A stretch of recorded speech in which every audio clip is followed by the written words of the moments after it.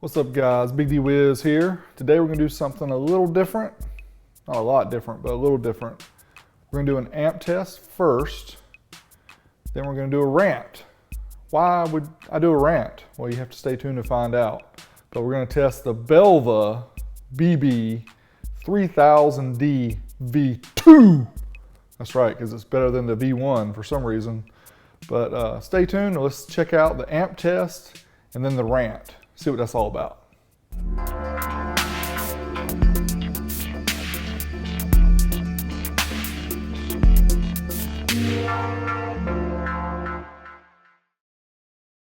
All right guys, you know Big D in shopping for amplifiers, bad thing. Came across this Belva for $149 on Amazon.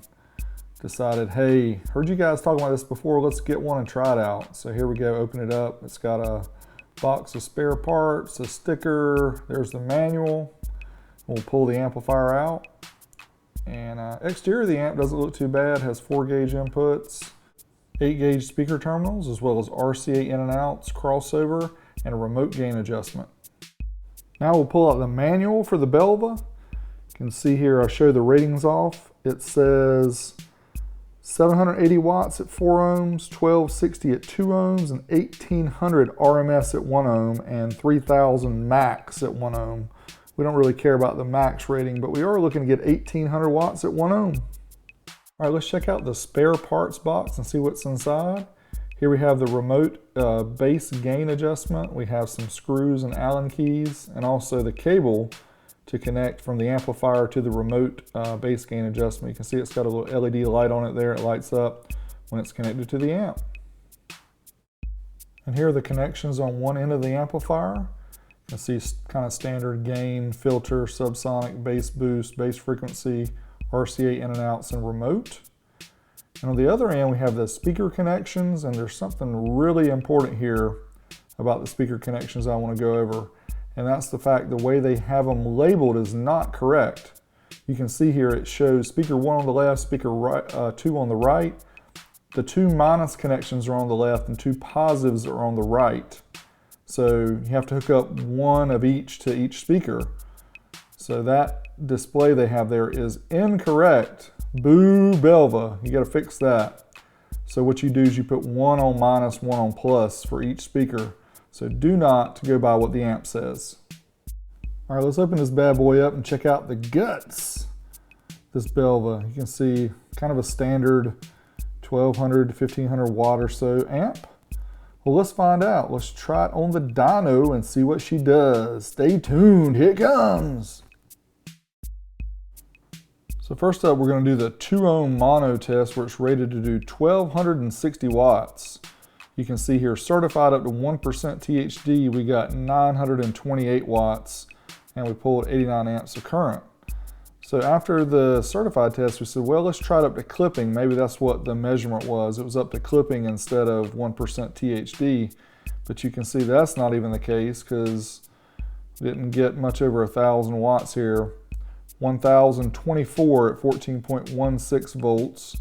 And we pulled 125.4 amps of current. So then we said, well, we'll do the dynamic test, which tests the dynamic capability of the amp. Let's see what it can do there. Maybe we can do that 1260 watts. Not quite. 1,080 watts at 14.42 volts. Boo. All right, since we didn't hit our numbers at 2 ohms, we were really not expecting to reach our 1800 watts at 1 ohm. You can see 1389 watts, 1 ohm, 149.1 amps of current. Then let's do the uncertified test, which takes us up to clipping. Still did not get the 1800 watts, just a little over 1605 at 13.8 volts. And we pulled quite a bit of current here. You can see 217 amps. So then we tried the dynamic test, and here we actually did get the rated power.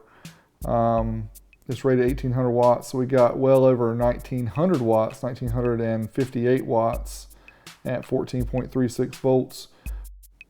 Now we're going to talk about the results from the Belva BB3000Dv2. and it didn't meet its ratings pretty much at every ohm load. 539 at 4 ohms, it's rated 780. 928 at 2 ohms, rated 1260.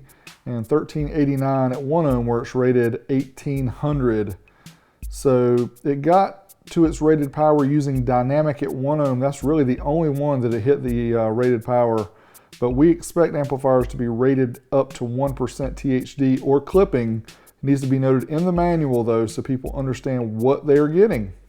All right guys, there you have the test of the Belva BB3000Dv2. And once again, waste money on an amplifier that's rated to do a certain number that doesn't even get close to that rated number by like 500 watts at 1 ohm. And you guys have seen the other tests that I've done with the power acoustic and the SSL, these amps, and everybody's like, well, you know that these amps aren't going to do rated. Well, no. I mean, I've been in car audio for 30 years. Manufacturers are supposed to rate amplifiers at their output power, not these unicorn numbers that nobody knows, you know, where they get them from.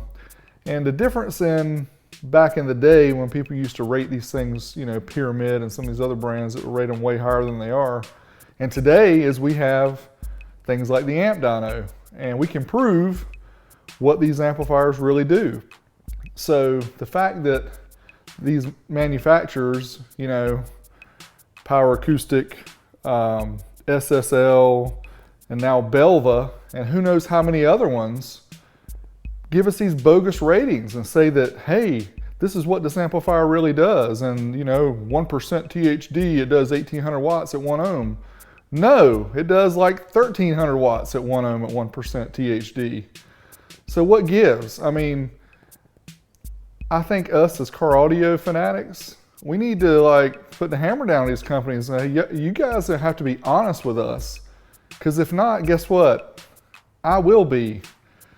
And, you know, this is not bashing the manufacturers in any way, but it's just saying, hey, come on, tell us what the truth is. Tell us the real numbers so we have some way to compare it. I mean, that way you know why an amplifier costs $250 versus $150. But if I'm sitting there looking at two different amps on the web and the specs are the same and one is $100 less, obviously I'm gonna go for the one that's $100 less, especially if I'm new into car audio and don't understand all these differences. But yeah, it's really frustrating to me to buy all these amps and test all these amps hoping that I'll come across one that's, you know, does its rated power, even though the max stuff is through the roof. And I don't even really care to even bring that part up about max power, but still, manufacturers, give us the honest ratings so that we have a way to compare amp between amp. Because these bogus numbers, I'll keep buying the amps and I'm gonna keep posting videos and people are gonna know anyway. You're just gonna save me money if you do it the other way, and you know, but I don't care because people watch my videos and they get the information. So anyway, this is Big D Wiz. Rant over for the manufacturers. You guys rate your amplifiers correctly. Stop misleading people. It's not cool. Big D Wiz. Out of here! Old School Stereo uses only the best accessories provided by Stinger Electronics.